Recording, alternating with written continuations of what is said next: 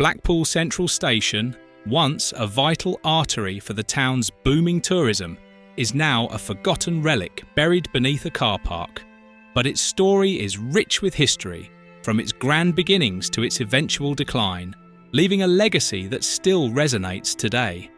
The station first opened its doors in 1863 as the primary gateway between Blackpool and the major cities of the north, including Manchester and Liverpool. Designed to accommodate the rapidly increasing number of holidaymakers visiting the seaside resort, Blackpool Central was built as a grand terminal with multiple platforms, reflecting the town's growing status as a popular holiday destination. By the late 19th century, Blackpool Tower, the Winter Gardens, and the Pleasure Beach were luring tourists from across the country, and Blackpool Central Station played a crucial role in making these iconic attractions accessible. At its peak, Blackpool Central wasn't just busy, it was thriving. Thousands of passengers arrived daily, often packed onto steam trains, eager for their summer holidays on the coast.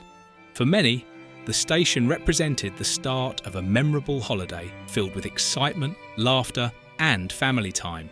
Trains would arrive full of passengers ready to enjoy the bright lights, sandy beaches, and vibrant attractions Blackpool had to offer. In fact, the station was handling 2 million passengers per year at its height, a testament to the town's popularity and the role the station played in supporting the town's economy. However, as the 20th century progressed, the tides began to turn. The 1950s and 1960s brought significant changes to how people travelled. The rise of the motor car allowed families to drive directly to their holiday destinations, reducing the demand for long-distance train travel. At the same time, the beaching cuts of the 1960s, which aimed to streamline the rail network by closing underused and less profitable lines, sealed the fate of many regional stations. Blackpool Central, despite its long and storied history, was seen as redundant by planners. It was too large, too costly to maintain, and increasingly underused. By 1964, Blackpool Central Station officially closed its doors for good. The last train departed that year, and soon after, the station was demolished. What had once been a grand entrance to one of Britain's most famous seaside towns became a mere memory. The station was replaced by a large car park, reflecting the shift in how people were choosing to travel. Blackpool North took over as the main station for the town, but it never quite had the same scale or significance as Blackpool Central had in its prime.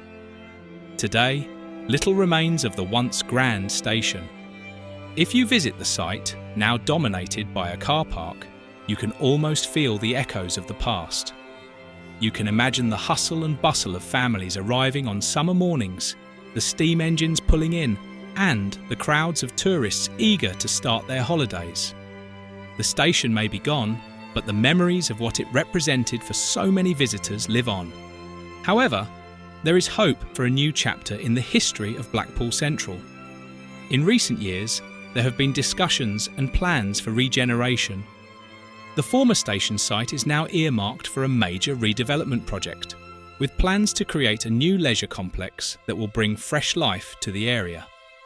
While it may not restore the station itself, the redevelopment promises to breathe new energy into the site, ensuring that Blackpool Central's legacy continues in some form.